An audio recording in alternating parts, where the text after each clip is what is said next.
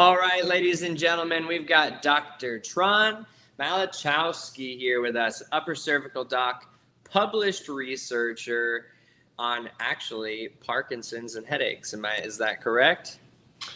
Parkinson's, Meniere's disease, right? efficacy of upper cervical care. There's a few of them. Yeah. Yeah, and you're a coach for other upper cervical docs. You got the baller package. We got to hear about that. One. You started out. You got a story, an incredible story of your childhood, and you were injured at some point. And if this was right, and I'm reading that you had a house that had burned down, and come from poverty into in a multi-million-dollar clinic. So, I mean, those are the bullet points, guys. Come on. We got a whole podcast to talk about it. I mean, we're just out here trying to help people, bud. That's it. Yes, sir. Yes, sir.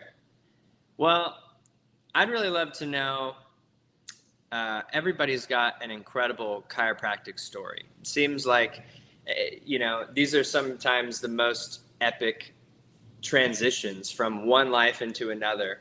So what happened when you were young? Yeah, I mean, I think not over the course of my life, but, people's greatest tragedies often turn into some of their greatest victories. And that was mine. When I was 11, 12 years old, I was in gym class, and I was the classic varsity gym class athlete that was, taking everybody with gym balls and, just going wild in gym class. And one day I decided to touch a basketball rim at 11 years old. So you can imagine what my 40 must have been like. Yeah. And, or a 40-inch vertical. And I missed the rim, and in midair, my L5 separated. Huh. So I've suffered from a traumatic spondylo literally in midair.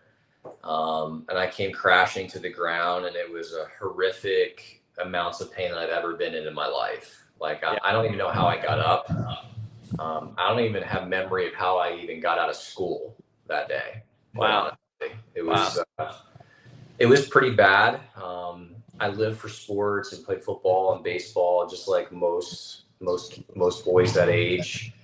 And my life literally turned upside down in an instant. I was depressed, taking medication, wearing back braces to school. My mother didn't know how to help me. No one knew how to help me. The medical profession didn't know how to help me because they didn't really know what to do. Did they know what happened at the time? Like, did they know that your L5 separated? They just thought that you like fell and hurt your back, kind of a thing? I don't really know. They may have taken x-rays of it. They look at a lot of x-rays and say that they're, quote unquote normal. We see this chiropractors all the time. I don't really know that. I don't know the details of it. I just know that no one knew how to help me at the time. Right. And my aunt had started working for a chiropractor, and she's like, bring him here. Like, maybe we can help. Maybe we can't. We don't know. My mom was desperate at the time. And she's like, okay, I don't know what we're coming for, but we'll see if we can get him some help. And, my chiropractor told me the same thing that I tell patients today, that like, I don't know whether we can help you or not. But he taught me really what a subluxation is and how he could potentially help me. And he saw me 3 to 4 times a week for an entire year. Really? How long was the time in between when you were injured and when you saw the chiropractor? It was about a week. Oh, well, thank God. I mean, yeah. That's really not that long. I mean, sometimes you hear people, oh, it's 20 years. Totally. But even seeing him, like, it took a really long time for me to be able to like stop having to take 800 milligrams of ibuprofen a day. It took a really, really long time for me to pull the back brace off of my back. Like, it took a long time to get out of that depression. And my single mother was driving me 45 minutes one way, 3 to 4 times a week for almost an entire year. Yeah. And it took me 1 year to step back on the football field. Wow. And it was, I refused to allow myself to forget like that amount of pain. I remember trying to spit out toothpaste and just being like, just trying to just like lean forward just a little bit without my back being engaged, and just this horrific knife-like pain that was in my back. Really? It's such a small task. Like, people don't realize what back pain is like until it's really severe. Yeah. And even at a really young age, I was just really impressionable by that thing that happened. And within about 6 months of my recovery of stepping back in the football field, I'm like, people need to know what this is. Like, Yeah. I At wish 12. I would have. You were 12. Yeah. So I'm like, people, like, I want to be a chiropractor, and I want to help people the way that I was helped. Yeah.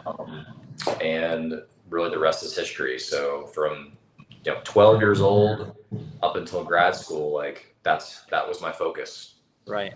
Well, we have people who watch this podcast, all from public to students and chiropractors. And the reason I'm saying that is because I would love to just take a second to understand, what was it like emotionally for you as an 11-year-old? You're running around, you're full of energy, playing all these sports with your friends, you're totally active, and then all of a sudden it just stops. I mean, this is a common story for people. Yeah, it was horrible. I mean, I thought my life was over. Like, I literally started to think, like, oh my God, like, am I literally going to have an existence like this for the next 70, 80 years of my life? You Right. start to question everything. Like, I have a hard time. I have a hard time getting out of bed. I have a hard time being able to walk. Like, what are kids going to think of me at school? What are girls are going to think of me? Like, I can't play football anymore. Like, it's horrific. And then to take medication on top of it, and it still barely touches anything. Like, I mean, I don't know. It's confusing, I'm sure. I mean, for an 11-year-old, those are adult thoughts. Those are like adult responsibility thoughts. And that's what it was like for you going through that. Yeah, I mean, we had a lady come in the office this week that's had vertigo for 45 years. And I'm like, it made me think back to, like, how fortunate I was to go through such a devastating injury and then be able to get help fairly quickly, if you will. To start. Yeah. But then you think the other side, like, wow, what about people that never hear about us? What about people that never see people like us that do upper cervical work? And it's just like, we have to get the message out there somewhere, and that's part of what you're doing now. And it's just like, we owe people out there a better answer than what medicine is giving them. Yeah. And up to us to be able to tell the story, whether it's one person at a time or whether it's a million people at a time. Like, people need to know. Yeah. I agree. I mean, this is the whole, you're right. This is the point of this podcast, is to create awareness and to teach people, chiropractors, students, what's possible. First of all, this is why it'll be fun to get into the Parkinson's and the Meniere's that you've researched. But people don't know what chiropractic is used for. I'm sure this woman, I mean, if she knew she could go to a chiropractor, the woman who came into your office with vertigo, she would have went. Here's the thing. She's 75 years old. Yeah. Think about that. She's 75 years old with vertigo. Yeah. And I noticed as she was sitting down in my consultation room that her whole right arm was black and blue. Really? Yeah. Like, and the reason why is because she fell. 75-year-old with vertigo, she's an absolute fall risk. You could be 25 years old with vertigo with a fall risk. Well, now she's risking multiple broken bones, and her daughter's just like, this can't happen. Like, my mom's gonna die. Yeah. Right.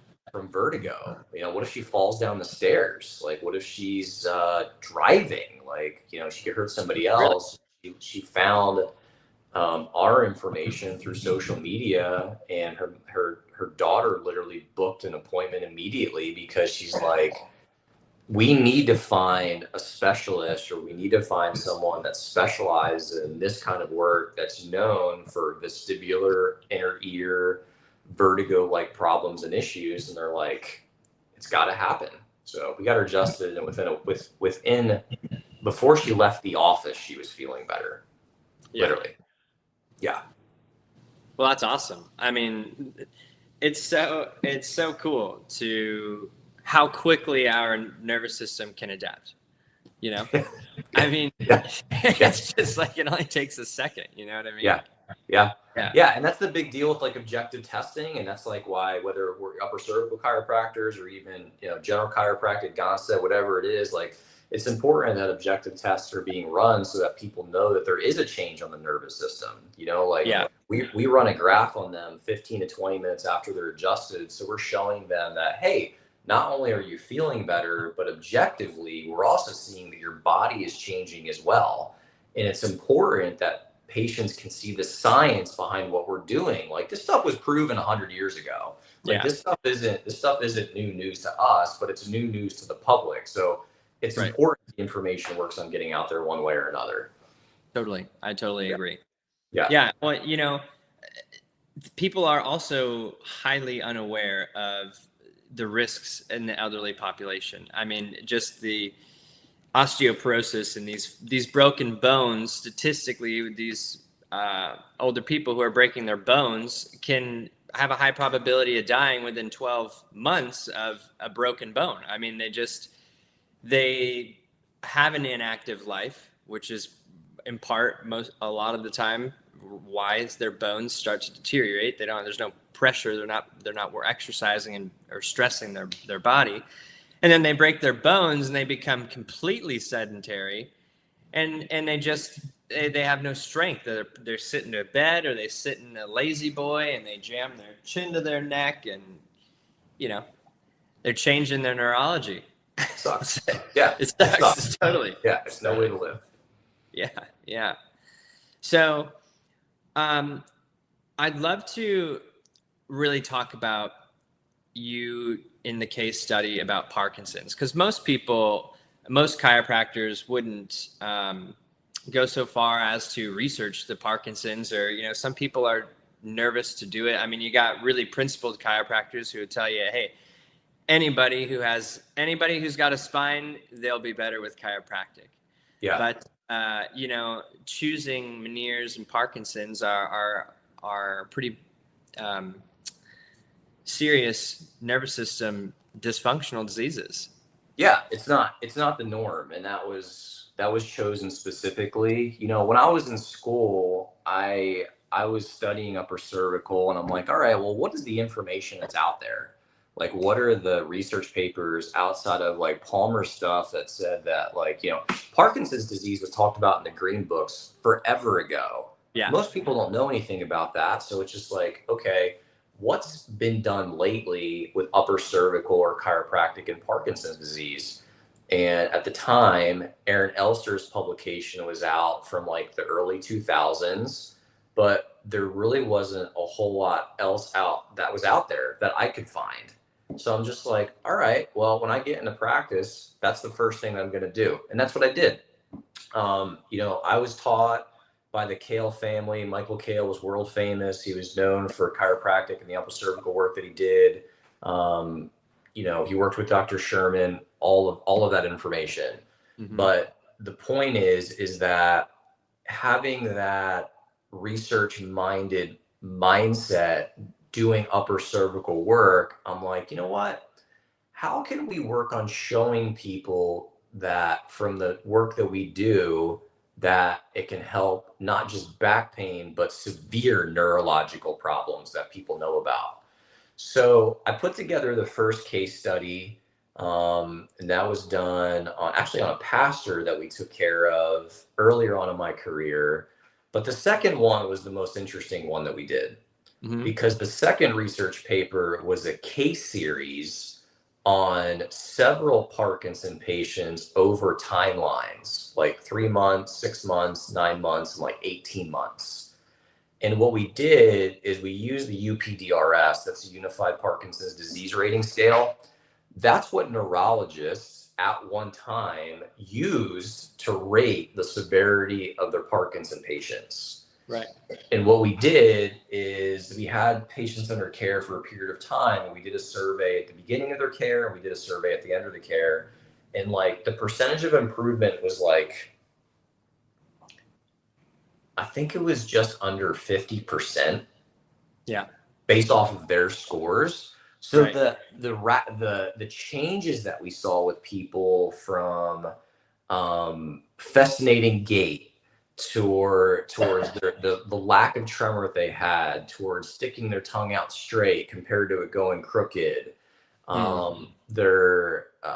The H test where they worked on moving their eyes around, like a number of these things on multiple fronts improved. And it was a fun study to do. It was awesome to get it out in the research. And like, I worked on getting it out into the media and the local news companies for 2 years before they would actually work on publishing and getting the information out there about our study. What is that? Okay, so now I want to know about this. Yeah. Obviously, in order to pursue something for 2 years, that's a long time to be committed to working towards getting information somewhere. I mean, it's one thing to take that amount of time to collect the research through whatever your practice or whatever it is, but once you have it, like, just to put it out there, take me back to, okay, so now you have this research and now you have an idea. What was the thought that really projected you to go, all right, I have to share this with the public somehow? We just wanted to get it out there. I mean, think about it for a second. Think about it that if there was a Parkinson's drug that saw 30-40% change in symptoms over the course of administering the drug, that would probably be the only commercial that we would see on TV for probably 5 years straight. Yeah. You know what I mean? But the problem is that news companies, unfortunately, are bought and sold. They're bought by pharmaceutical companies. So when I approached, so I'm in Charleston, South Carolina. So when I approached, we have a local Fox news station, we have WLCN, we have a few different news stations, and also the Post and Courier, about running that. I just got the runaround for what seemed like forever. 2 years is a freaking long time. And then eventually our local paper, which is a subsidy of the Post and Courier, which is called the Journal Scene, they finally ran the periodical. And it was like local chiropractor publishes Parkinson's paper or something like that, which was cool. It was awesome that the information was able to get out there. It just goes to show that, like, truth is suppressed. And it's got nothing to do with me. It's got everything to do with chiropractic and what we have inside of us and how the body can work on healing. That there's entities out there that don't want truth to be spread to people. And that was part of it. And I hate to say it that way, and I hate to talk about that, but it's a very real reality. Yeah. I mean, hey, we are seeing this right now politically as well. I mean, there is definitely not a shortage of business happening. There's definitely not a shortage of people working together to accomplish an objective, which, on both sides of the table could be beneficial and also not beneficial.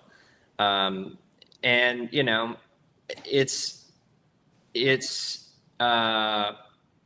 also in our profession, I just see turmoil between chiropractors. And also, I had a podcast with a buddy of mine. He's going through DO school right now.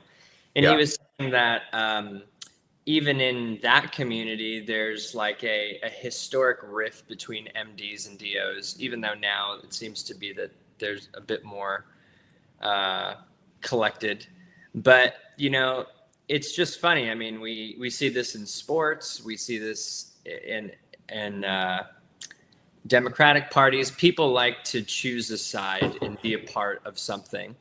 And people like to fight, and it doesn't always mean that they have to physically fight or be all angry in some way, but people like to have community of like-minded people, like, working towards accomplishing something, I guess, is the most, like, neutral way to put prevalence for both sides, So then we're like, all right, well, you have this gift for Parkinson's people across the world, not just the United States, not just in South Carolina, where you're at. Like, you have something that would make an incredible change for everybody, and yet this news station is trying to hold it back because there's something that maybe they find will boost their ratings up more, or just support the ideology of the pharmaceutical companies that are supporting them, you know? I don't know. And that's where I'm just like, I'm going to produce it, and I'm just going to keep producing it and helping people get well. And people that are exposed to it, it's amazing. And people are either going to choose to listen and be curious enough. The problem is that you've seen this too, is that human nature waits until something gets bad enough. Yeah. Until they actually, will take a deep dive into whatever it is. Yeah. I've had people in my office that would be like, "You are my last hope. Like, I literally have no idea what I'm going to do if you can't help me." Yeah. And, now I used to take that as a slight, and I take that as a compliment, because I'm like, well, I'm honored that you're coming to me as the last hurrah, because now we can work on checking off all those boxes and saying those things didn't work. And now we're going to work on being able to find if the nervous system is affected. And in most of those cases, it is. And we're honored to be able to help those people. I know. It's so cool.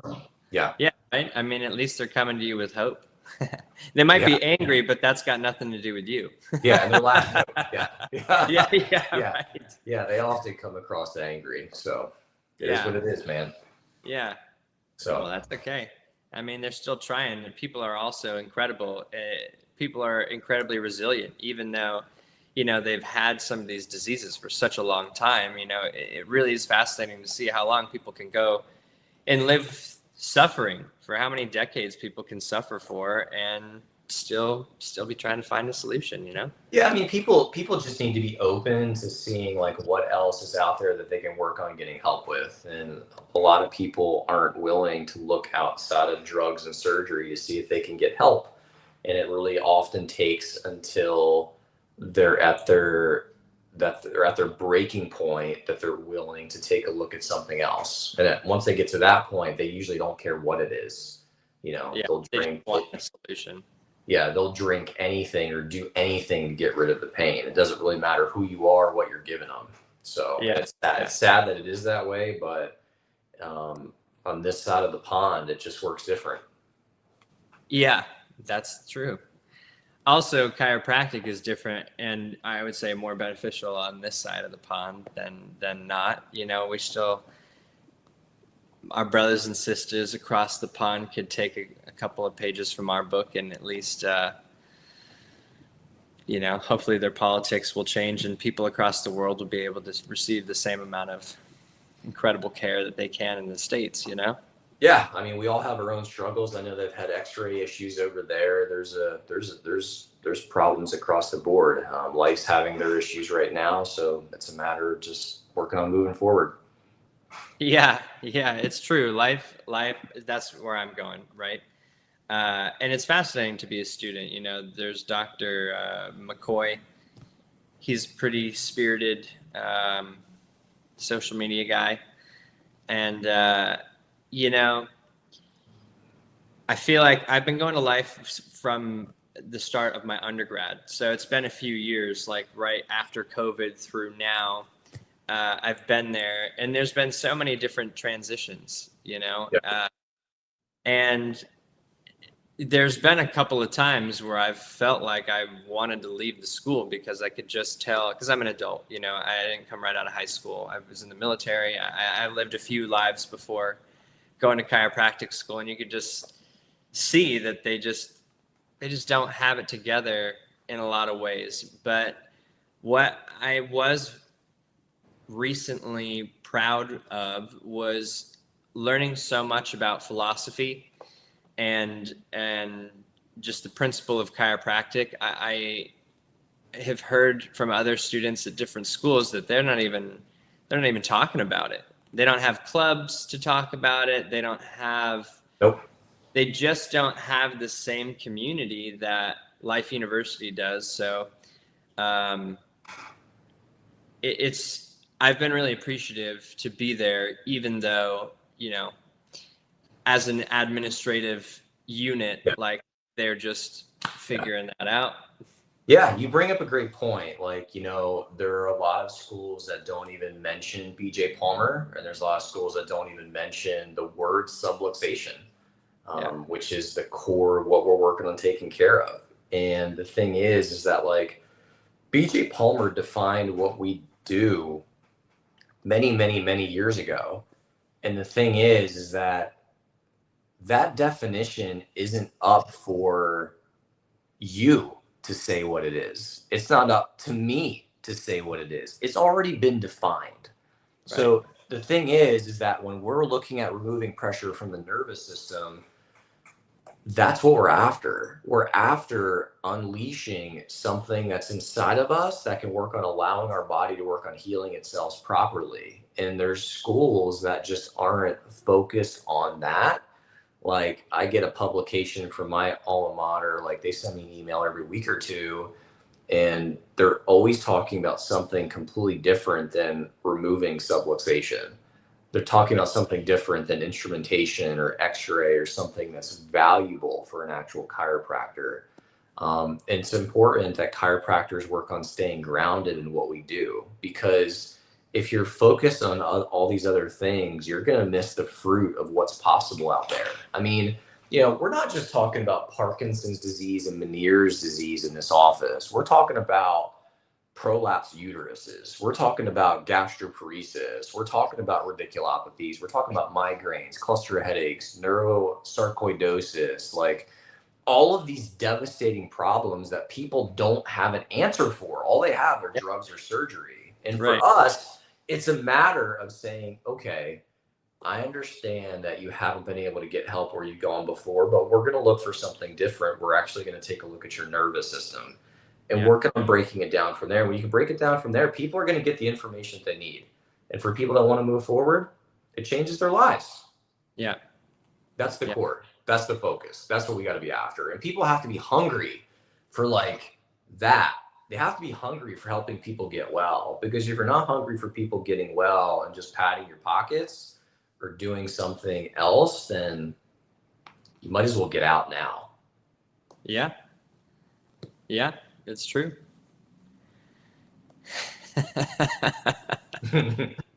So, and I've told people that. I've told students that before, and they looked at me like I've got like big bug eyes. And I'm like, listen, I don't want you in my profession if you are going to do all of this other stuff. Like, it just doesn't make any sense. Go to physical therapy school, go to med school, go be a massage therapist. Like, you'll get much better education there than you will at where we went. So it is what it is. But as is life, like, you have to go after it, and you have to go after it with everything that you got. Like, we were training this morning. I was training my associate doctor, and like, we're working on the dynamics of being able to adjust properly. And she's just like, she's been in the office for 1.5 years, and we're still drilling those things. Like, we meet every Friday for an hour, 1.5 hours, 2 hours, where we're going over reps of how to do things, whether it's a consultation, whether it's a day 2, whether it's a re-exam, whether it's table talk, whatever it is. Like, people have to go after it. You have to. And if you don't, the patient is going to suffer from it. And what matters in the end is that patient's getting what they need from you. And if you can't deliver it, then that's your problem. That's not theirs. Right. Well, you mentioned going after it, and you earlier you mentioned learning from the Kales, Michael Kale. I've been working with Randy Kale, his son, recently. And I mean, man, if there's somebody who we did a podcast with him too. I mean, that's a man who goes after it all the time. He talks about, BJ and the green books, the 18th green book, and looking at all the cases, 5,000 cases with all these incredible diseases, ones that you're talking about. And, I thought it was incredible to hear that the Kales used to have an infirmary, a 24-hour practice where they had nurses and they took care of people for the 24 hours. And what I've noticed in the podcasts with upper cervical doctors is that they all tend to talk about these incredible diseases and managing them. And some of the other doctors that are not upper cervical, it's not to say that all of them, it's not like I have thousands of podcasts to really be referencing, but I have had hundreds of conversations with hundreds of doctors. But, you know, I consistently hear upper cervical docs talking about more complex patients as far as like their pathologies go. Yeah. You know, do you feel like that's been your experience as well? It is sheer anatomy. Like, you have somewhere around 500 million nerves that make up the brainstem that go down and control the entire rest of the human body. So if there is a problem that's happening at the brainstem level, it has the capacity to affect anything in the body, anything known to man, Right. because of sheer anatomy. When those nerve fibers branch off and break off to go down to the rest of the body, there's less nerves down in the lumbar spine there actually is up here. It's a matter of anatomy. It's a matter of anatomy and physiology. So like, if there's a problem at the brainstem level, we're not talking about like just changes in blood pressure. We're talking changes in blood flow. We're talking about changes in oxygen intake. We're talking about how the entire organism is affected. This is the only place in the human body where that can happen. Can you affect other things in the body by going down below C1 and C2? 1,000%. And like, I don't look down at anyone that chooses to do other than upper cervical. I just know that that's what I've been called to do. That's what makes the most sense to me. And that's also what Dr. Palmer did. Like, we talk about the hour has arrived. Like, there's reasons why Dr. Palmer's research moved towards upper cervical, because he was dead set on trying to prove this whole thing to the world. Like, as a teenager, he had to work on figuring out, okay, this guy just had his hearing changed, and we're seeing these people get well or change from these various problems. How do I work on proving this profession? So when he built the research center from 35 to 51, a lot of the profession in the world ignore what was done. There are thousands and thousands and thousands of patients that came from all over the world to get their lives changed under Dr. Palmer's hands and his team. And he had a medical side and he had a chiropractic side. The medical side for Mayo tested everybody, but they didn't do anything. All those people were taken care of by the chiropractic side, and all of that led to upper cervical work. Now, did he adjust other bones? He did. But the research led to upper cervical. Right. So I'm just like, well, if that guy was doing that kind of work and getting those kind of results, why wouldn't I work on moving towards what he was doing to be able to emulate and work on getting those kind of results? Dr. Sherman, he saw all of it. He was a part of it. He was Dr. Palmer's chiropractor, right? So there came a time when the research ended. Dr. Sherman left. He went to Spartanburg. Apparently, Spartanburg had least mosquitoes in the world or the area, so he moved to Spartanburg. And Dr. Kale was introducing himself to Dr. Sherman his entire career at Palmer College. He's like, hey, Dr. Sherman, I'm Michael Kale.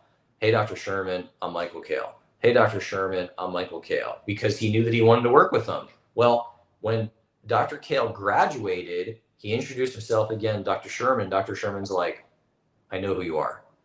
You're Dr. Michael Kale. So he left an impression on him, and he knew that that's how he wanted to work on moving his career forward. I just learned from the Kale family, because I'm like, if these guys were that close to that type of information, I want to work on learning that information too. It doesn't make me better than anyone. I just have a very unique personality where if I pick something out and I see where I want to go, I'm going to go and I'm going to give it 100%. I'm either 100% out or I'm 100% in. In the world of upper cervical, like, you're starting to realize, especially if you've been in it for any period of time, that like it requires everything. Like, it requires blood, sweat, and tears to work on learning the work, getting good at it, and being able to carry that out over a period of time. Like, it requires all of you. Yeah. All of you. So for us, when patients are coming in, I'm dialed in, I'm ready to go. But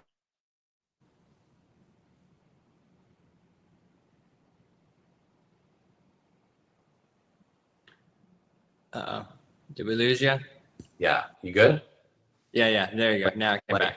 Associates know that there are specific things that we're looking for them to do over a period of time. One of the most important things for them is growth. They have to work on getting better every single day. They have to work on questioning me. They have to work on asking questions. They have to work on going through different scenarios and saying, hey, I tried this. What do you think about that? What do you think I should have done this? It's required over a period of time because it's the only way that we get better. Yeah. So what was it? I don't know how we got off on that tangent, but no, that's okay. This is what we're here for. Yeah. We're just talking about it, man. This is it. So what was the transition?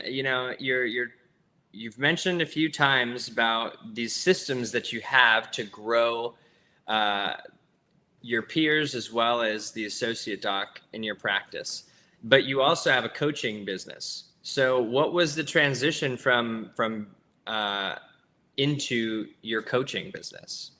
That's a really good question. I've always been the one that's expected the most of myself. I've always pushed myself, and I don't know whether I got that from sports as a kid. I just knew that I had a lot inside of me that I could work on giving. And when I was in undergrad, I just noticed inconsistencies in my life where I'm like, I just need to work on getting better because I'm going to be taking care of a lot of people one day. And that's when I found Anthony Robbins actually for the first time and started to study how he thinks, how he does things, his breathing techniques, his affirmations. I got a hold of Get the Edge while I was in school. And I just started to be on this quest of just making my thought process better and my lifestyle better in different ways. And I've just been on this journey for years where I was always working on, okay, how can I work on doing that better? How can I work on saying that better? How can I work on making that as concise as possible? Dr. Palmer in the Green Books talked about when you speak, make every single one of your words drop like a bomb. And what he meant by that is that when you speak, make sure that everything matters. So for me, I've always been that way where I'm an introvert. I don't really like to talk a lot. So if I do have to talk, I'm going to use as little words as possible. That vibes with me when he says that. Yeah. So when I came across Dr. Kale, I was on this journey to work on getting the type of skill level that they had, which fit perfectly. The associateship was very difficult. The conversation on the associateship is literally an entire podcast episode on its own. Yeah. The technique side was incredible, but the personal relationship and the business side of the office was taken care of very poorly. It just was not done well. After 4 years, I started on my own, build an office up where we grew out of that office. We grew into the next office. That's when I didn't have to prove anything to myself anymore because I knew I could create what I wanted to create. And then I started to bring on associates into the office, and that was the real test for me because it's okay, you know what you know, but can you begin to teach other people what you know? Right. Now, I had been teaching upper cervical technique and teaching in the Kale seminars almost my whole career. Dr. Kale had doctors come from Germany. He had students come from Florida and all over the country, up from New York, out from Toronto. And we would teach them that we would teach the seminars in our office. So I was there, I was with them, I was going with the drills. And after a period of time, I started to do the instruction. Well, once I started to get associates in my office, that's when I was like, okay, now can you really teach all of it together? Right. Can you bring the business side with the technique side? Can you mesh being able to talk, equip people at the front desk with what they need to know while you're working on teaching someone how to do an ASR? And then once my first associate was ready to go off on her own, I helped financially back that office. I helped find the office. I mentored her through the entire process. Now she did a lot of the legwork, but that's when I'm like, okay. And now she sees around 200 visits a week. She's already has an associate doctor. She's already got multiple people working in her office. And once I was at that point, I'm like, okay, there are people calling me all the time, asking me questions about different things. So it's kind of like Julia was my beta project. Yeah. So it's just like, all right, I'm not into coaching, I'm into mentoring. I am into not just making great upper cervical chiropractors, I'm into creating great human beings. Yeah, exactly. You got me? Like, Yeah. because you have to be a great human being to be an incredible upper cervical chiropractor. What does that mean? Could you define that in your own words? What does it mean to be a great human being? There's too many technicians out there. I would argue the greatest chiropractors of our lifetime, we never knew who they were. Sure. I can understand that. Because they were only ever technicians and their skill level was fantastic, but their ability to be able to articulate and be able to communicate was crap. It was crap. They didn't know how to be able to communicate to a patient or be able to talk like you and I are right now. And you have to have the total package. Right. In order to have the total package, you have to get up underneath people, not fight with them. You have to work on getting up underneath people to find out who they are, to find out what makes them tick, to find out what makes them drive, to find out what makes them hide, to find out who they are, so you can work on building that up over a period of time to work on making them better, because when they're better, they can serve better. Yeah. When they're better, they deliver a better ASR. When they're better, they can run a proper scan. When they're better, then they can work on getting out into the community and getting people that desperately need our care. So for us, I never really had any interest in being a coach. I never had any interest in being able to pump people up. My interest is in changing people from the inside out. Yeah. To bring out what God put inside of them and help unleash that. And it's almost like chiropractic in a different way. Well, it's self-empowerment. I mean, you're healing the mind. Yeah. You know, the conscious mind versus, you know, like chiropractic has an influence on the conscious mind through the nervous system, but we're moving matter and energy is expressing itself differently. But what you're talking about, it's not philosophical. It's just, it's maybe you could tell us about the point in your life, if it was just like maybe that first time stepping back on the football field where you felt empowered. I mean, you never really lost the ambition, because in your story, you're talking about you have a worry of, am I going to be able to meet girls? Am I going to be able to play sports? Am I going to be this way for the next 70 years? Like, those questions had to have been circulating in your mind, and you're dialed in. You're somebody who's all in. You see the world from your lens. So what was like the moment for you that really, maybe there's a few that have just like taken your life from this point and just like launched you up to the next? Dolan, there's a bunch of them. Yeah, there really is.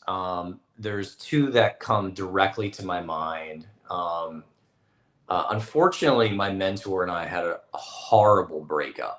I mean, we were literally split in literally one day. We were together one day and we were not together the next. Yeah. And unfortunately, he passed in 2021. So during the time that we split, like, I was never able to reconcile with him. Like there were a lot of questions that I had, and there were probably a number of things that he had to say to me that he never did. Right. What happened between you guys? Just didn't agree on something, or it was a massive thing that came up, that personally I can't share, but it was something that we had to either move forward with or not, and we couldn't right. get past it. So it was my time. It was my time to leave. Sure. And there were a lot of things that were said that shouldn't have been said. Sure. And it was pretty traumatic. It was traumatic for me. And I keep in mind, like, this man was my mentor. He was a father figure. He was a brother Delta Sigma Chi. He was a good friend of mine. Like, there's so many things that were wrapped up into that relationship. And a few months after we had split, God just dropped something in my heart where he's just like, Tron, he's like, you are either going to live with this and live with that trauma the rest of your life, or you're going to use that as a stepping stone to launch your life, right, and live past that the rest of your life. Mm-hmm. And thank God that he spoke to me about that, because I chose the latter. Right. I chose not to live in that trauma. I chose not to live in that episode. I chose not to live in that event. And that propelled me and gave me freedom in my heart and my mind to be able to work on serving people the way that I needed to in the capacity that I do now. That was one instance that freed me from it. The other instance is that when I moved to my second office, so I started my own, was there for 4 years. And when we opened up the office that we actually just moved out of and built the office that we're in now, yeah, I remember walking down the hallway on the very first day that we were seeing patients there, and just with a huge smile on my face, just because of just being grateful, just excited that we're in a new space, the smell, just what it looked like, everything that we created, everything that we worked for. But it's almost like at that moment, like I had proven to myself that like I could create it and that I could do it and I could help people get well. And I, with God's help and all my family around me, like we could create a space for what Palmer called tick. It's like it lives here, and like it lives and breathes here. Like we're embodying it, and people are going to hear it, and they're going to see it, and they're going to experience it, and they're going to get well. And it's just like, wow, like, thank God I didn't quit then, because I wanted to quit. I literally, a year, 2 years into that journey, I was literally ready to run off a bridge. I was literally ready to take my car and run off a bridge. Wow. Because I was so upset about the way that things were working when I was part of that organization. It was the best technical training in the world. Like I would never have given that piece up. But the psychological trauma that I went through during that time period, I literally just wanted to just end all of it. And after going through all of that and being in my new space, I'm like, God had a plan. He had a plan the whole time. And it wasn't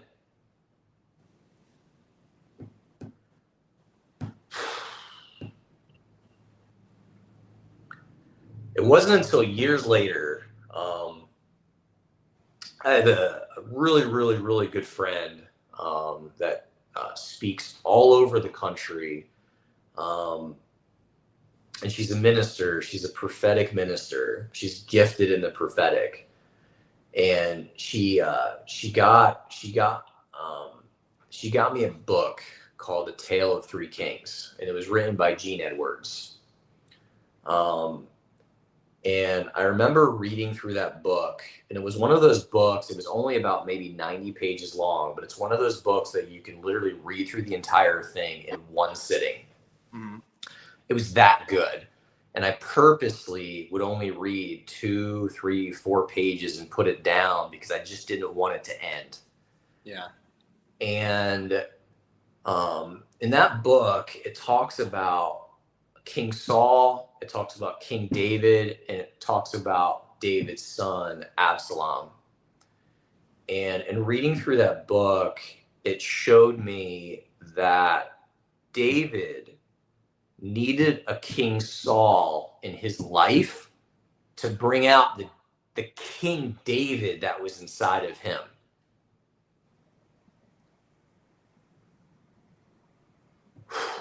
And I remember reading that book, and I remember closing the pages of that book and just putting it down and just nearly sobbing, because I'm like, that was it. Like, as hard and as how much turmoil that I had gone through, like there was a divine destiny associated with, like, God had put that obstacle and that thing in my life to work on pulling out what was inside of me. And I'm not sure, and I'll never know, but I don't know if that would have ever came out if I didn't ever have the mentor that I did. Right. And I was profoundly impacted by that. And I'll never forget it. And it makes me, and it drives me to make sure that the experience that associates have with me and the experience that how doctors interface with me is not like what I had. It is welcoming. It is with grace. It is seasoned with open arms, and it's not divisive, and it's not toxic. And that's part of what drives me to provide an experience and a mentorship, whether it's an associate doctor in the office or whether it's the students that we teach at seminars, because I teach for the Knee Chest Society. That's Dr. Ray Jury's program. Like, there's 5 of us doctors. I am just part of it. I help lead it for them. Yeah. But it helps bring to light that when we're working with people, that we're going to honor them and that we're going to continue to move this knee, chest, upper cervical movement down the road that BJ Palmer walked so long ago. And it's just the experiences that I've been through in my life that just adds, multiple layers to the mentorship that we work on bringing people down that road. Yeah. And that's why I do it. It's not that, God, he puts things inside of my heart that I'm working on sharing with other people. Nice. That's good, man. Well, you're doing a great job of it, brother. For real. Yeah. Now I'm gonna ask you a deep question. You don't have to answer if you don't want to, but yeah. If your mentor, if you think about your mentor, you understand that he's in a place and he's got a higher consciousness than maybe he did when he was here with you. What do you think a message would be that he would tell you today?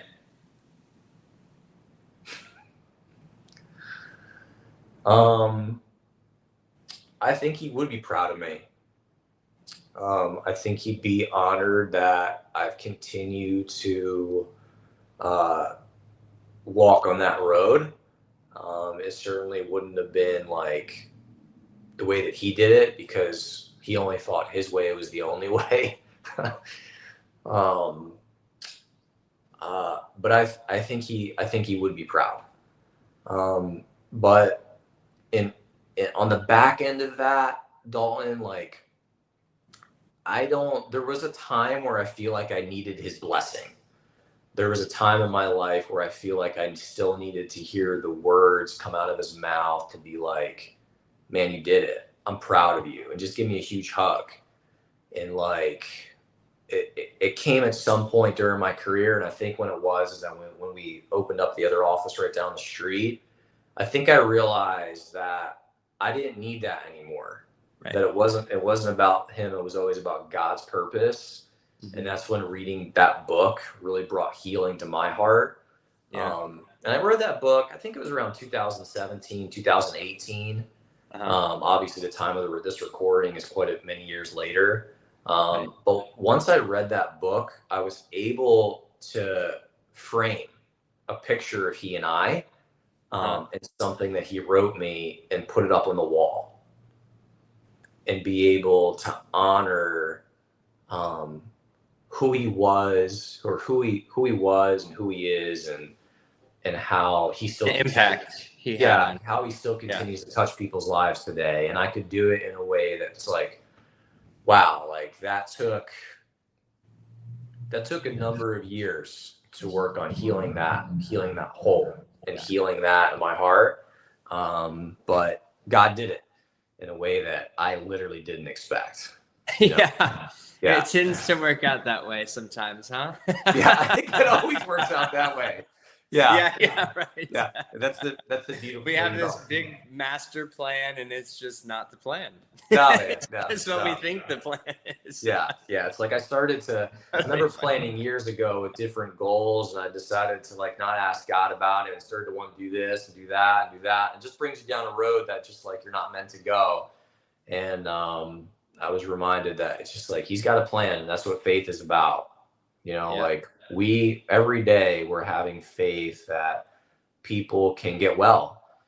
Every day we're relying on the innate that's inside of people to work on expressing itself the way that it's supposed to. And like, this whole chiropractic walk and is really no different. And living life is really no different. Like we're all on the same road. It's just, BJ Palmer was a lot farther than us, but the point is, and what I teach my students and docs is that it's just like, just don't get off the road. Just keep walking every single day. Like when you want to, like there's plenty of times where I've wanted to literally just go be a bartender in Jamaica, literally, like many times. Yeah. But it's just like, don't get off the off ramp. Just keep going down the highway, and you'll eventually get there. And it is 1,000% worth it. Like I'm a big fan of Ed Milet. So if you're a podcaster, you know who he is. He's got probably arguably the top 3 podcasts in the world, if not number 1. Yeah. Every so often, when you listen close, you'll get someone that's profoundly close to Ed, like John Maxwell, Andy Frisella, and they'll ask Ed, like, was it all worth it? Is it worth it? And Ed, I've heard it multiple times where he just gets really quiet, and extremely reflective.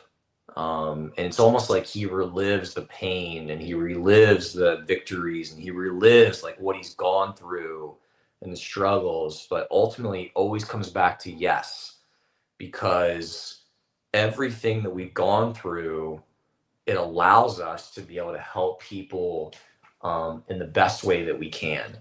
And that's extremely fulfilling. Yeah. That's so cool. And so this is happening. I mean, you're around incredible people all the time. I mean, you yourself just being locked in your own head, listening to your own thoughts, having God have whispers and downloads, it's clear to see that you move through life with ambition and rigor and commitment, devotion and purpose. You got love in your heart, and you obviously bring peace to the community. And I'm sure, I don't know much about your family. You have kids and a wife? Yeah, I have 2. I have girls all day. So I've got 5 girls up front that run the office. I've got 1 female associate doctor, and then I go home to my wife and 2 girls that are 13 and 16. Okay. Yeah. There you go. There you go. The dog is a boy, but he's a hound dog and literally just sleeps all day. Okay. Well, there you go.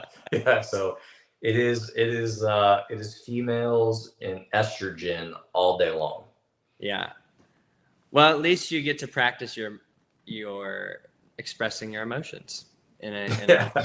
yeah. Yeah.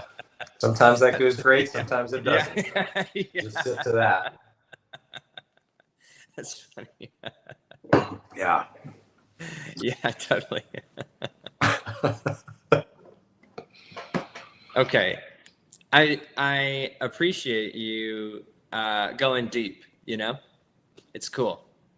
And what are you working on with you said the Knee Chest Society, and is that separate from your business, or is your coaching like a part of the Knee Chest Society?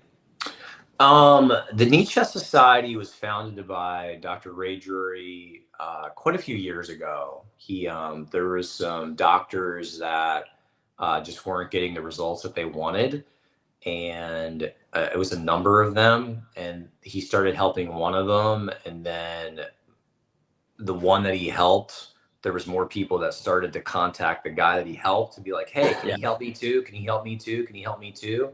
So Dr. Drury just realized that there was a massive need for it. So he just created a formal organization that really teaches the same things that Dr. Kale did, that he learned from back in the mid '90s when we meet at Wally's World in Spartanburg. Dr. Drury went to Logan. Graduated in the mid to late '90s, opened up an office in Charlotte. He's been there ever since. So we work with, he's part of it. Dr. Tabak, who graduated from Life in the mid '90s. So he ran the Kale Club there with the Redcoats. He is an instrumentation genius. He had an office in Brooklyn, New York for 27 years, sold it, and then opened up an office in California because his wife and he loved California. Dr. Kyle Troyer, Iowa, 22 years, Palmer grad, amazing human being. Dr. Clayton Solwold, he's out in Colorado. He's an amazing human being. And Dr. Zach Shaw, who we all trained, he's up in Wilmington, North Carolina. He was part of my associate doctor's class. There was a class of 6 or 7 of them that were just all stars. He brings a wealth and also just a real fresh perspective, because it's nice to get one of the younger guys around some of the older guys. So we teach a seminar series that are 4 seminars long. Right now, we're currently doing all of them at Sherman College of Chiropractic. So they're in January, April, July, and October. So the last one for the year is going to be October 24th and 25th of this year at Sherman.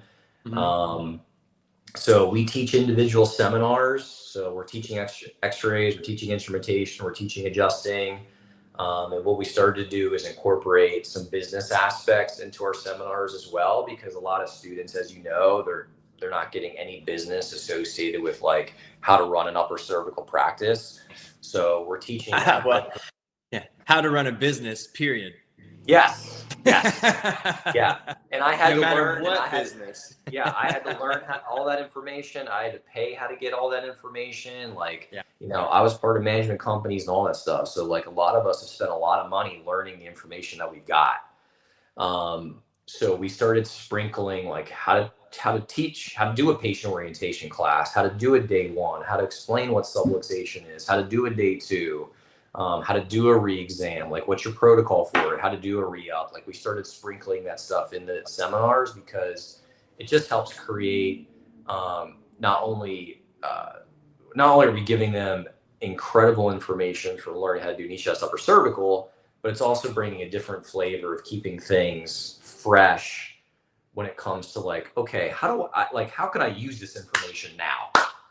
Right. Or how am I going to be able to use it when I get out in my practice? So the innate mentoring that I've started is my own personal thing that I started years ago. Are there students and docs that get connected with it through the Knee Chest Society? 100%. But I'll get people from Toronto. I had someone that just contacted me from the Netherlands that wanted to be mentored. So I get people from really everywhere. I've taught men, I've taught I taught men, taught women. I've taught couples. That's a really interesting dynamic in mentoring, to teach or mentor like a husband and wife together.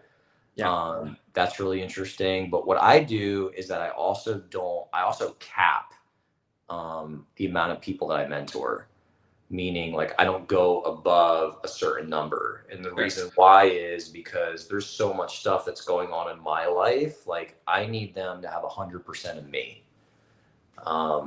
They have near 24/7 access to me. So like if they like, we've got people that will like literally text me 10, 15 times a day.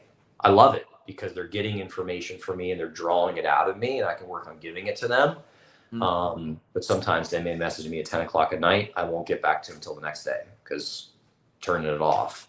But the reason why I cap how many people I work with is because to be an effective mentor, I need to be able to give them part of who I am, and I can't be stretched too much to be able to do that. And all the money in the world isn't worth that. Like if people aren't getting 100% from me, I can't do it. I won't do it. And I think over time, I think the goal is to eventually just work on doing this, where like I'll be in the office less and less. And I think the mentoring will just increase after that, where we'll just kind of do one of these things. And eventually I'll work on capping it at a certain point. I think that'll probably be my exit plan as I move into like my 60s, but that's a ways away, and the thing is that like really successful upper circle chiropractors and doctors in general, like, to come into a place like this and sell an office like this would be a massive undertaking.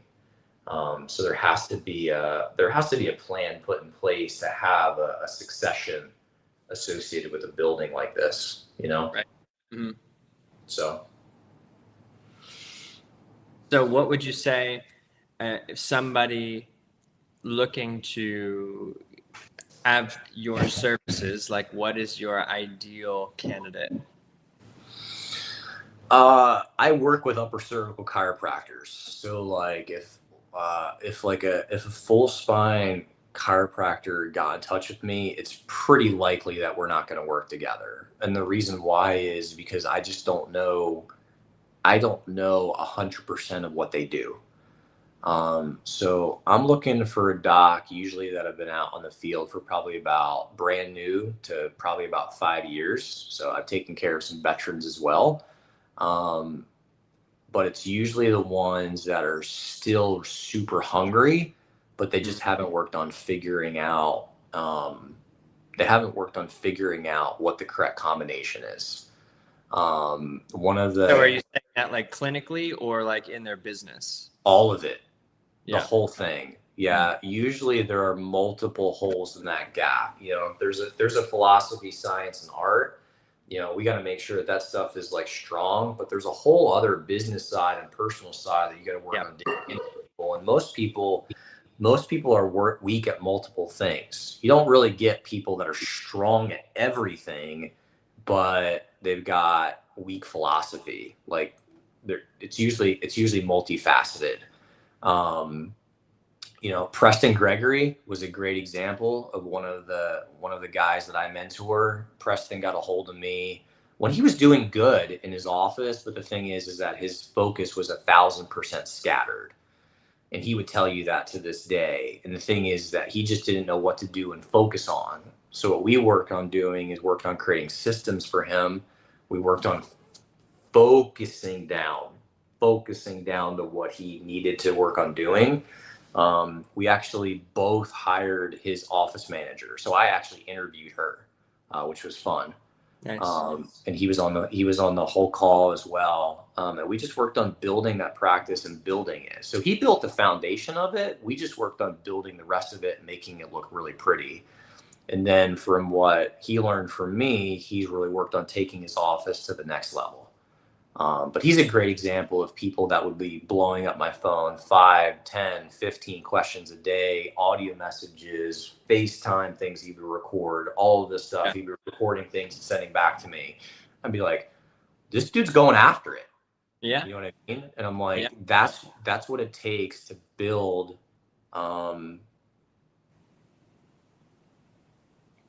That's what it takes to build what Preston wants. Right. You got me? Right. And not everybody's built for that. And I'm not saying that that's wrong. I'm just saying People just have different goals. Yeah. That's what Preston went after. Yeah. And he knew that I'm living the life that he always wanted. And he's like, dude, he's like, let's do it. I said, well, you're the one that's waiting on it, man. Let's go for it. Yeah. I'm ready. So, yeah. But yeah. What do you think? He's a great example of someone that is like an ideal client doctor for me. But he's 1,000% put the work in to do it.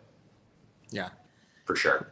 What's a common personal development, like an aspect of personal development that you're seeing with your mentees? And focus. Focus. It's focus. Yeah. Social media in the world has done an amazing job at fragmenting people's focus. Yeah. And you have to be dialed in on different aspects of your office over a period of time to work on getting better, and getting stronger and getting faster. And the thing is that people are often all over the place in so many different arenas that they're not literally creating a list of the most important things that they need to work on doing, like literally a priority list, and working on starting from the top and working on going down to work on knocking that stuff out. And when they're able to work on doing that, along with starting quiet time, it changes their life. You know, it's funny because I had these the shocks, these like over ear bone conducting headphones, so I could still hear everything. I was in the military. I've been to war. I'm hyper aware all the time. That's just you train that way. Yeah, I'm trained that way. So I like the open ear, but I felt like I didn't realize how distracted I was because I just got these Bose like noise canceling things. Yeah. Oh my God, I've had them for 2 or 3 days. I don't think I've ever been more productive. I just shut the world out, and I'm like, and I'm just doing like 8 million things. And I mean, I'm pretty productive before these 3 days also, you know? Yes. But the amount of focus that I've been able to have just by like going, all right, if I could just put some, 90s and 2000s new metal or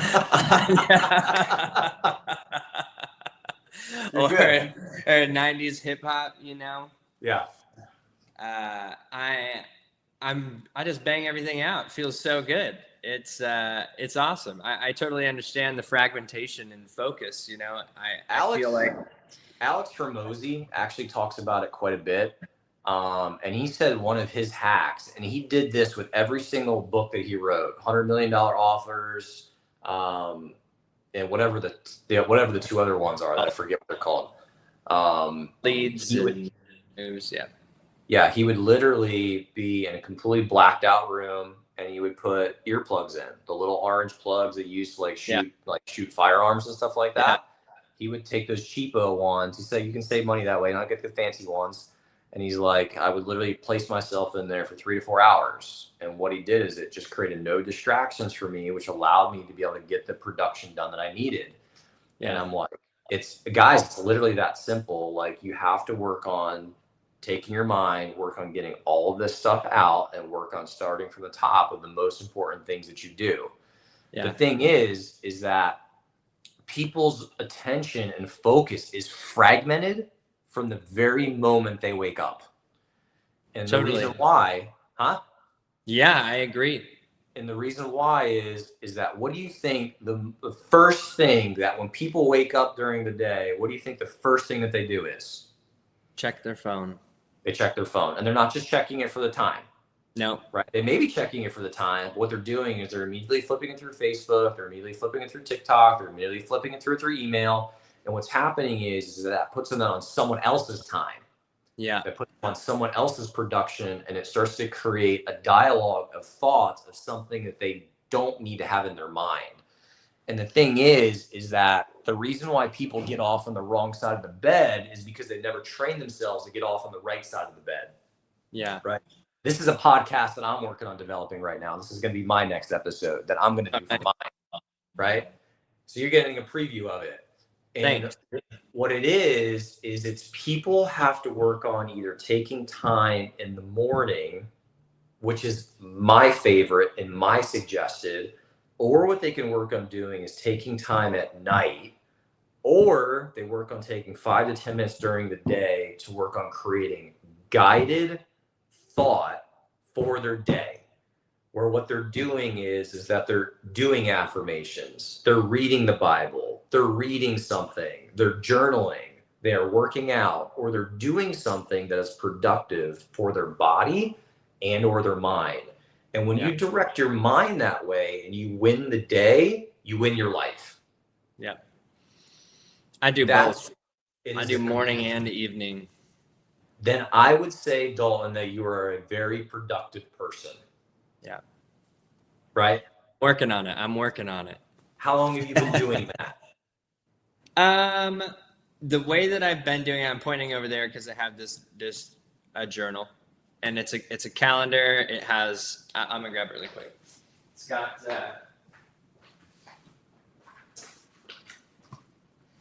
It's got like a schedule for the whole day on one side, and then another side has got goals, a quote of the day, targets, which goals are like big quantifiable goals, like big ugly goals. A quote of the day. Targets would be small things to do today that lead me towards the big ugly goals. The successes is what I would fill out at the end of the day, like what was successful about my day. And then I write my goals again at the end of the day, but this time I just let myself like free write. Yes. And I'm looking to see what keeps coming up rather than like, one day I might just write something that like is a fleeting thought for that day, which is fine, but it's not the consistent thing. So I have been filling this particular thing out since January of this year, but I've always had a pretty good set of daily rituals. I used to read affirmations for 15 minutes. I mean, I had hundreds of them. I've got self-empowerment courses where I got thousands of affirmations for people. I mean, having a morning and evening routine is absolutely something that I've always tried to figure out what is the best one for me, and still crafting it. Still evolving. And what is like that time done for you? What has it done for your life? So at different stages of my life, it was more impactful to do something, to do a specific thing. As I was coming more into believing in myself to accomplish these big dreams, affirmations was the most important thing. I taking the time to tell myself who I am every morning was the most important thing, because I wasn't sure. Once I got to this point, after 6 or 12 months of doing this, like I just started to have internal dialogue that it was exactly like the affirmations. And then I felt like I didn't need to spend 15 minutes saying that, even though it is impactful to do it. I was ready for the next step, which was, okay, now that I believe that this is who I am, now I need to start figuring out, how do I organize my time? Yeah. Because that was the next chaotic thing, figuring out what is a distraction. That's been a really challenging thing, because I love to accomplish 8 million things all at the same time, and I want it all to be done right now. It doesn't work like that. So, going, all right, I have these ambitious goals. Like, how do I chunk that down to something today in 15-minute increments? And what am I allowing in my life that may be distracting myself? Yes. That's where I feel like I'm at now, is really how do I go through school confidently, not being like at the last minute, like, shit, I got tests. And, I run a business, my own business, and I help other people grow their business, and I coach them. And I'm also in another school outside of chiropractic. So, and I make time for working out. I have a relationship. Like, I'm not, I'm doing a lot of stuff. So I'd like to hone it in. Yeah. Yeah. But writing those things down, it creates clarity, right? It creates clarity for what you have and what you got going on in your life, right? But the affirmations help create identity. Right. The affirmations are actually speaking words into your life, mind, and heart that you want to have, but you hadn't necessarily had before, right? The only thing that I would state is that even though you don't have to say those affirmations as often as you used to, still do them. The reason why is because if they don't continue, they can be replaced by something else that you may be saying. So just work on keeping that in mind. You got me? Yeah. Now, the natural progression of life is that the affirmations actually change. There's actually new things being said, right? And the goals themselves over a period of time. I just did this with actually Preston's associate doctor, is that he actually had to revisit his goals because he's accomplished his goals. And the other thing is that he's also a different person than when we first started working together. So some of the goals that he had written down aren't actually important to him anymore. Right. Now his wife is important to him. Now that time is important to him. So the goals that he wrote down before, they're not really applicable because now his priorities shifted. Yeah. And when priorities change, goals often change. And that is 1,000% healthy process. Like, those things should be changing over a period of time, because if they're changing over a period of time, that means you're changing over a period of time. Yeah. And that's what it's all about. Yeah. Right? That's what we're all here for. So that's good stuff. Yeah. That's good stuff. Yeah. So what is your podcast about? It is called Gaining Ground, One Day at a Time. And it was inspired by tens of thousands of conversations with patients and you just hear common themes over time with patients. Money struggles, mindset struggles, relationship struggles, addiction struggles, all these different kinds of things. And when you have a busy office, which we're blessed to have, you don't have 15, 20, 30 minutes to spend with an individual. You got me?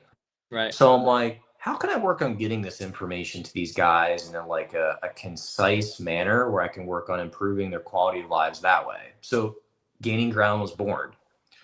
So I created bite-sized 20 to 30 minute nuggets where I would actually be speaking, or I'd have someone else on, and we would be speaking about a different topic, whether it was communication, whether it was gratitude, whether it was addiction, because I've got addiction in my family, whether it was about money, whether it was about goal setting, whatever it was. And that way we have a little 5x5 card up front, and I'll just hand it to them. There's a QR code on it that they can just scan it.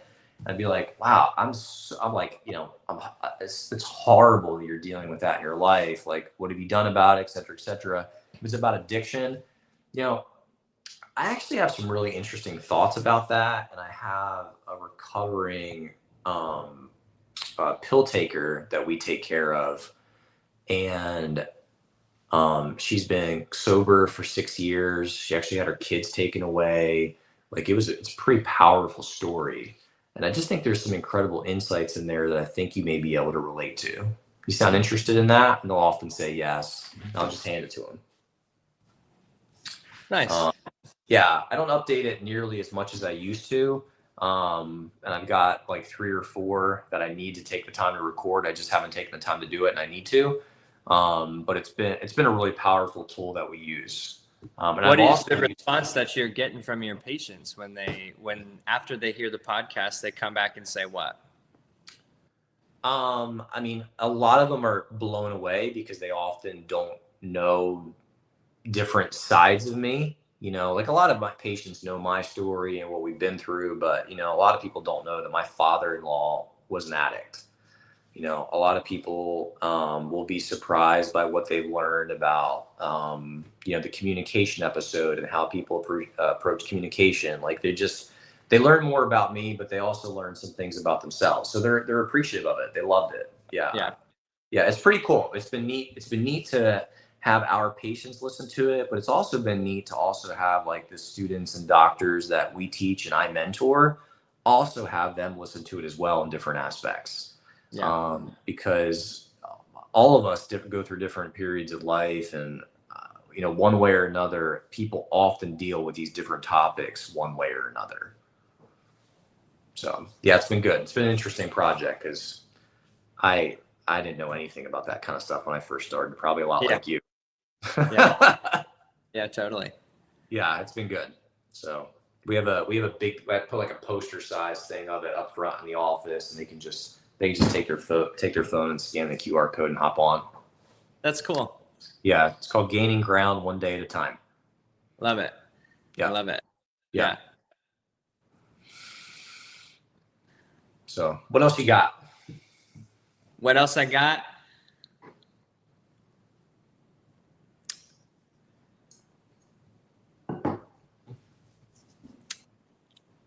If you could tell students, the title of this podcast is Chiropractic Message. So if you could summarize what your definition of the chiropractic message would be, how would you define it? Well, chiropractic is a philosophy, science, and art of things natural. It's a system of adjusting the segments of the spinal column by hand only for the correction of the cause of disease. That was defined by Dr. Palmer, and no one gets to change that or alter it. But that way of saying it certainly wouldn't how you would actually explain it to a patient, right? But my thing is that people, I think chiropractors have to be inspired by what makes us up as human beings, in particular our anatomy, and how incredible the anatomy and physiology of our body actually works. Like when you begin to study something like that, it's incredible how it all works in unison and put together. And when you're in awe by something like that, you have to be able to respect it. Mm-hmm. You have to be able to see that, like, wow, like this whole thing works together. And we just really need to work on giving it what it needs. And there's obviously essential things to that, but also understanding too that when the nervous system is impaired, the body can't be what it's meant to be. And arguably even more important, you're not meant, or you are not who you are meant to be. So when you remove the pressure from the nervous system, that connects who you are to who you're meant to be. And your body can work on changing, healing, and restructuring the way that it's supposed to and be in an adaptive state the way that it's supposed to. And when you can work on getting a hold of something like that, it changes your life. You know, like 1,000% is a philosophy associated with chiropractic. The thing is that a lot of people don't get around the right kind of people to learn stuff like that. Like when I was in school, I learned philosophy from the Delts, from Delta Sigma Chi. Like we were taught philosophy by the Strang family, you know, and I think Virgil was the dad, and he was known as one of the greatest philosophers of our time. But we were taught by his son, which I believe his name was Victor, who just didn't have it or wasn't able to communicate it to us as students properly. We just didn't get it. So the thing is that I think a lot of students innately, they aren't receiving what they need. They aren't getting what they need from school. So it's important that they go out and figure it out and work on going to get it, right? Like, if you want this thing that we call tick, like, it's here. Like, there are a lot of chiropractors that are doing amazing work, and there are a lot of people that know exactly how to get people to where they need to be. But the thing is that the average student can't just sit in their seats and expect to be spoon fed everything that they need in this world. It's just not going to work. Yeah. And if they There's think not that enough that's time. work, Also, it's a matter of time. Absolutely. There's not enough time. Yeah, if they think that's gonna work, like, Life, Palmer, Sherman, like, Western states. I mean, even the school that's in Chicago, and like, these schools aren't going to give you everything. Like, if you want it in life, you got to go get it. Right. And this stuff is no different. Like, nothing's given to you unless you were born with a silver spoon in your mouth. But when I was in chiropractic college, I didn't see many billionaires or walking around the campus. Yeah. So. Yeah. Yeah, man. Like, you have to go get it, and you have to work on asking questions, and you have to work on, there's definitely, a respect issue that is definitely, I've noticed there's been a chasm come out from younger generations compared to older generations. And I would say that, a lot of people say that respect needs to be earned, and I would restate that and say that, no, respect needs to be given, but allow people to show you otherwise where you're not giving them the respect that they deserve. Right. And you know that from being a military guy. Like, that's just honor. Like, that's just being a decent human being. Right. But you have to go search it out. And you have to work on finding what makes the most sense to you within the confines of removing pressure from the nervous system. Like, if you want to go do these other things, then that's okay. I don't think chiropractic is meant for those people. And that's okay. I think people should be released to go do what makes their heart sing. I think people should go do what they love and they've been called to do. But if it's not removing pressure from the nervous system, then chiropractic ain't your tool. That's okay. That's a good thing. Go be a medical doctor. That's okay. Like, if you want to prescribe meds and go do surgery and help people that way, like, more power to you. Like, man, if I break my leg, I'm not going to see a chiropractor. Yeah. I need someone that's really skilled. But then I'll go see a chiropractor once my leg sets to help my leg heal better. Yeah, right. Exactly. Yeah, totally. Like, that's just how it works. And some people may say that's crazy, but it's like, no, if I'm subluxated, my body can't function the way that it's supposed to. If I'm unsubluxated, my body's gonna be able to function the best that it possibly can. And that's how we live our lives. Right. And if that doesn't make any sense, then someone's got to work on clearing that up for you. Yeah, for sure. And if there was one problem that you saw in chiropractic or just the world as we know it, and you had the ability to make a change, what would the problem be, and what would your solution be to the problem?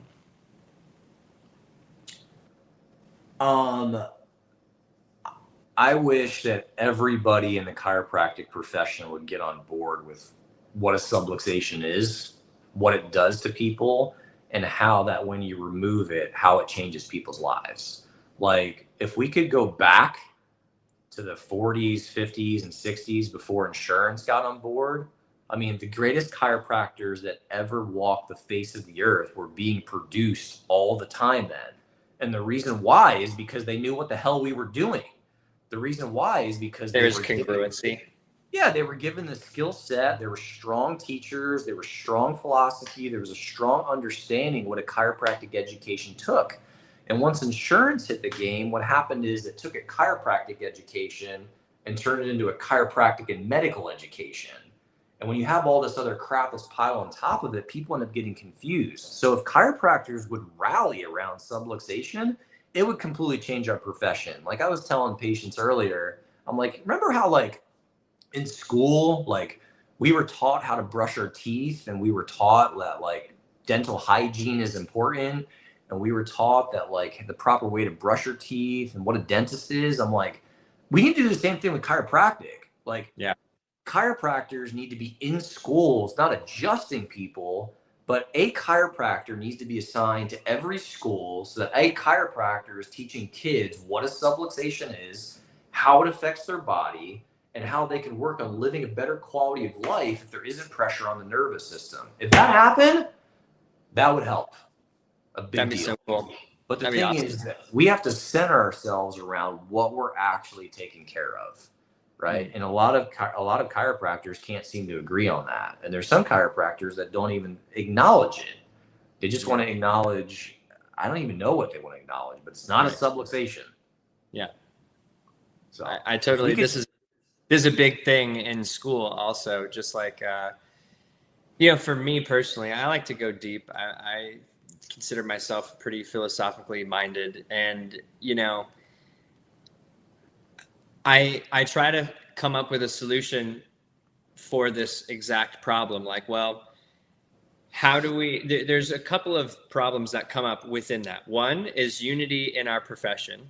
And two is like what the public perceives and how they're already conditioned to think. The public is conditioned to think primarily with a medically based thought process. So typically they like to see more objective things in research, things that can be measured. That's how the most people are conditioned to understand health. And there's an aspect of chiropractic that is objective, and there's an aspect of chiropractic that can be philosophical. Regarding subluxation, because of so many ideologies in chiropractic, there are incredibly objective measurements of what a subluxation is based on physics and engineering and widely accepted ways of measurement through just all human life and different disciplines outside of chiropractic and medicine. And there are completely philosophical definitions that are unmeasurable of what a subluxation is. So considering that, where do you think it falls, the definition that would be adopted on that spectrum?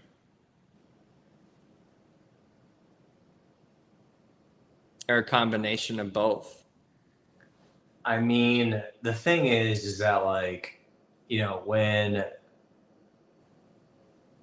BJ Palmer in one lecture split the chiropractic profession, because he said that the mental impulse can only be recorded here, it can only be adjusted here, and it's the only place where subluxation exists. He knew that that was going to fracture everything that he had built for 20 years, 30 years. But the reason why he said that is because that was his truth, and he didn't really care. He knew what he knew because of what he had worked on creating and what he had worked on researching. So if we put our foot down and said that chiropractic is a philosophy, science, and art, it's a system adjusting the segments of spinal column by like that whole thing, if that ends up fracturing the profession, and we end up acknowledging what BJ Palmer said and what he defined as subluxation was, that ends up fracturing the profession, then I think that's probably a good thing. Because are we stronger for it, or are we not stronger for it? Does the whole rest of the profession go do this whole other thing where they're pushing on muscle fibers, they're messing with people's feet and doing foot lifts, all that kind of stuff? Like, people can do that stuff. But the thing is that what we're doing is we're not sticking with the ideals of what this profession was actually built on.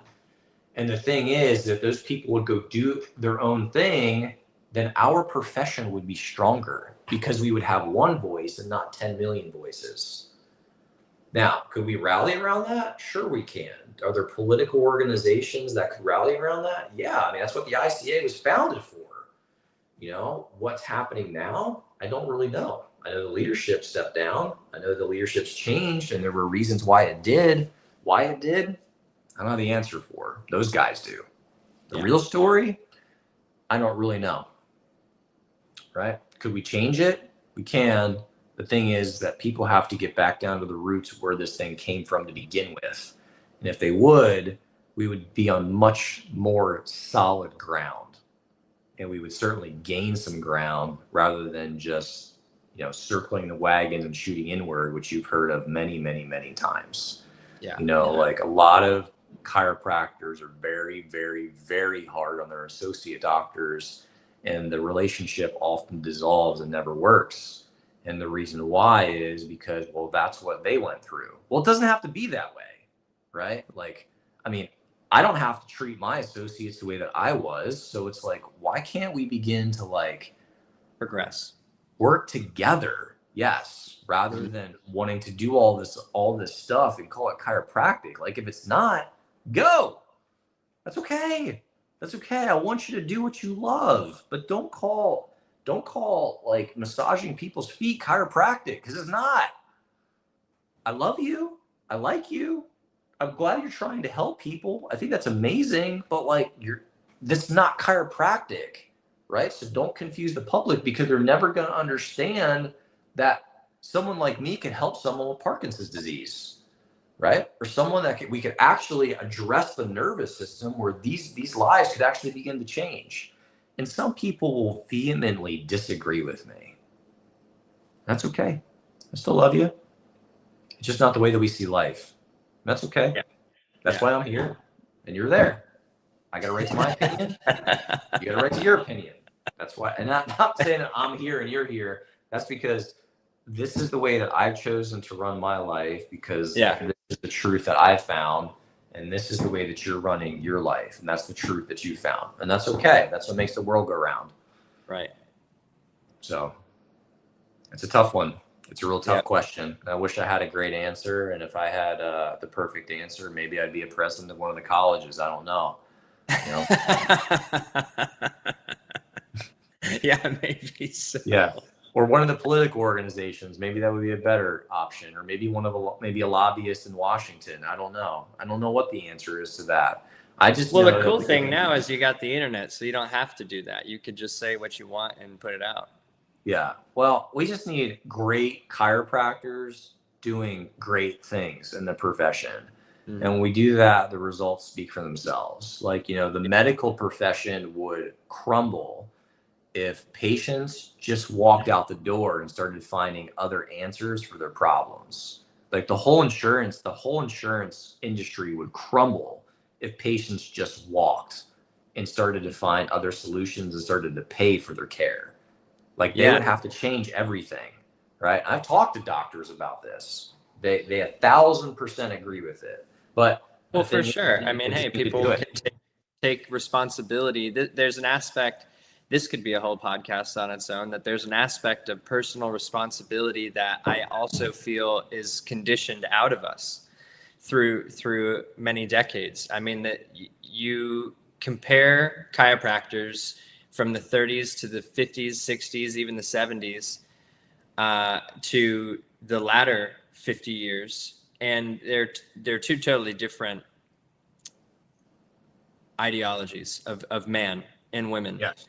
Like there's a level of responsibility that the baby boomers and the people who went to the world wars and the Korean wars and Vietnam, like they got a totally different idea of what pain and suffering and sucking it up is. And I feel like that is an integral part of personal responsibility for your health, your family, for everything, for all aspects of your life. So, as doctors, we have an opportunity to, like you're saying, you help not chiropractors become better chiropractors, but you help them become better people. And the same is true for your patients. You wouldn't be where you're at or saying what you're saying if that wasn't also applied to your patients, where you're empowering your patients to make incredible decisions. You're empowering your patients to take responsibility for themselves, and outside of the insurance policies, you are able to communicate to them in a way that it doesn't matter that, hey, they're going to spend money on something, People are going to spend money, even if they don't have it. You $10,000 to Disneyland on a $30,000 annual salary. Somehow they figure it out.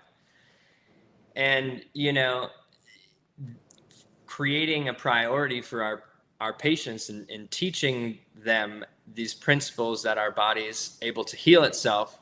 And actually the cost of not doing it ends up being more through surgery or pills or time lost with your family or time you just spent having to stretch for hours a day before you can walk and just get out in the physical world, or having 20 less years of physical capability of playing with your grandchildren or working because they didn't see a chiropractor. No. I mean, the value is incredible. Hey, you come up with a few $1,000s and show up here, and then it's like going to the gym and expecting to work out for 3 months, look like Arnold Schwarzenegger, and expect to, you know, look that way for the rest of your life. You know, it's the same thing, you know? Yeah. I mean, Palmer said, chiropractic where premiums are small and dividends are large. And it's like the ink is still wet. Like it's still 1,000% true. And it's true 100 years ago and it's true now. Yeah. It's just a matter of people hearing about, seeing, recognizing. You know, we had a lady that came in on Wednesday with horrific low back and leg pain. And she's like, the only reason why I'm here is because he helped out my friend. She's like, otherwise I would have never came here. Yeah. I'm like, oh, it's nice to meet you too. That's amazing. Yeah. You know? Well, you got good referrals. That's a good thing. Your patients are talking highly of you. Yeah, and you're thinking that in the back of your mind. Well, you know, it's awesome. Ramona did amazing. We're happy to have her. She's been a pleasure to take care of. Like, so tell me what's going on. And it's just like, you know, when you do quality work, like you said, like people will talk and people will get better and people will continue to tell other people about it. You know, the reason why you and I are talking today is because you've interviewed some quality people, and you wanted to interview other people.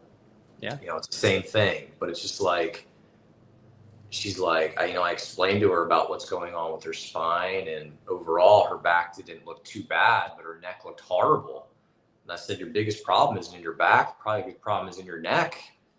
And I even showed her back. I was like, which one looks worse? She's like, my neck. I said, I know. I was like, you didn't expect that, did you? Yeah. And she's like, no. I said, well, listen, we need to work on aligning your spine, aligning your neck, and guess what's going to happen to your back? She's like, it's going to change, huh? I'm like, just wait. So we got her adjusted, and I had her walk around the office just a little bit, and she looked up at me and she's like, Doc, my back pain's better. I'm like, yeah, why do you think? You know? And it's just like, if people would just continue to talk, continue to keep moving down the road, continue to work on helping people get well, their lives are going to change. Yeah. Chiropractic is quality work. Yeah. Well, I mean, for some of the students and doctors who are watching, there's incredible studies that show the correlation between cervical lordosis or neck pain or low back pain and it relating to the neck. I mean, not outside of even chiropractic, in spinal surgery journals. I mean, they talk about the cervical lordosis and the correlation with low back pain. I mean, it's known throughout all of healthcare that this is something that can be true.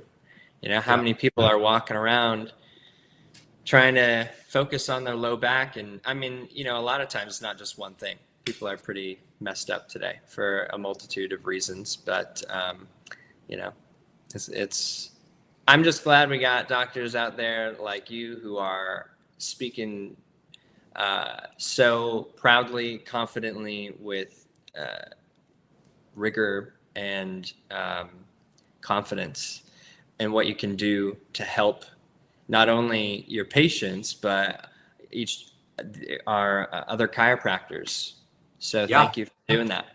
Yeah. Thank you. I mean, people need it. People need to know like what's in our hearts and the truth that's out there. And like, it's important that people know. It's just like, knee chest, upper cervical at one point when Dr. Sherman went to go do private practice in Spartanburg, like knee chest was dying. Like one of the greatest forms of upper cervical known to man was dying. And Dr. Kale knew that, and he got Dr. Sherman's blessing to teach it, and he taught it all over the world. And I'm like, we're carrying on that same truth and that same torch.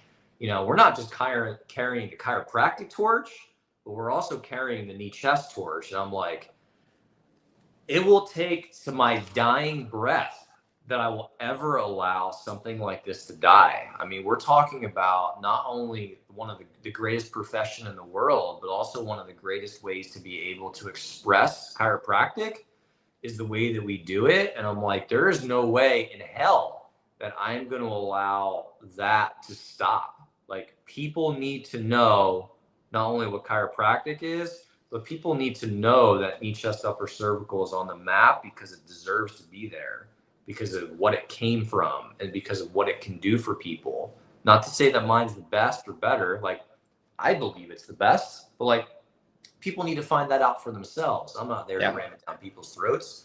I'm just there to show you truth. But the thing is that people just need to keep doing quality work, right?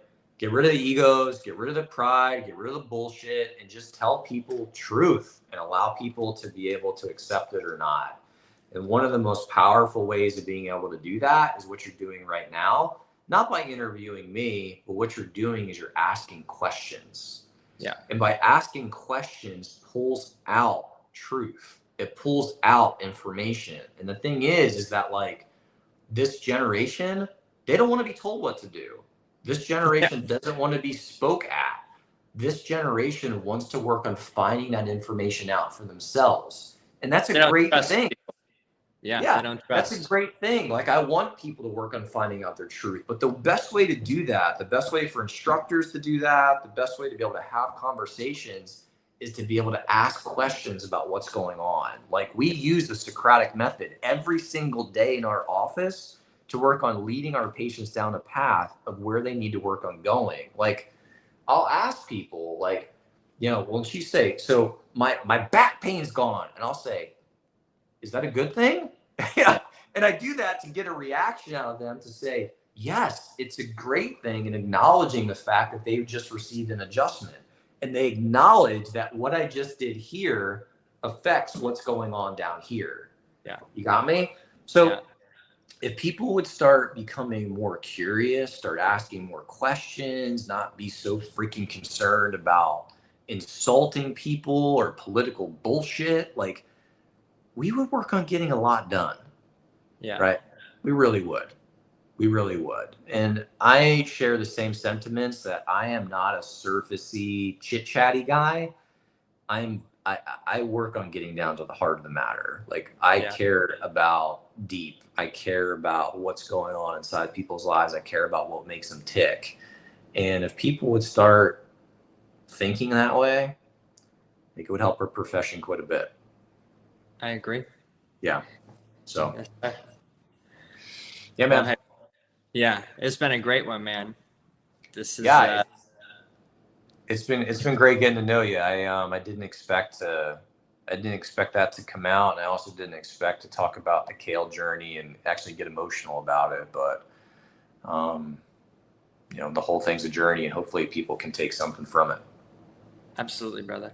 Absolutely. Yeah, well, it'd be cool to do this again sometime. Yeah, man, I'm here. There's all kinds of things that we're working on. So we can even touch more on business and how we do those kinds of things. Whatever. I love a good business conversation, brother. Yeah, and there's a lot to it that it takes a lifetime to even consider touching the iceberg of it, much less. Right, I know. For sure. Yeah. All right, bro. Well, have an incredible rest of your day. Thank you so much for joining us. We've had a couple people on the whole time, so thank you for you guys. You guys are what support the channel. I'll get this. If you could send me your favorite headshot, I'll make a thumbnail for YouTube, and then it'll be out in the next couple of weeks. Okay, sounds good, bud. Yeah. All right, brother. Have a good one. You got it. Good luck.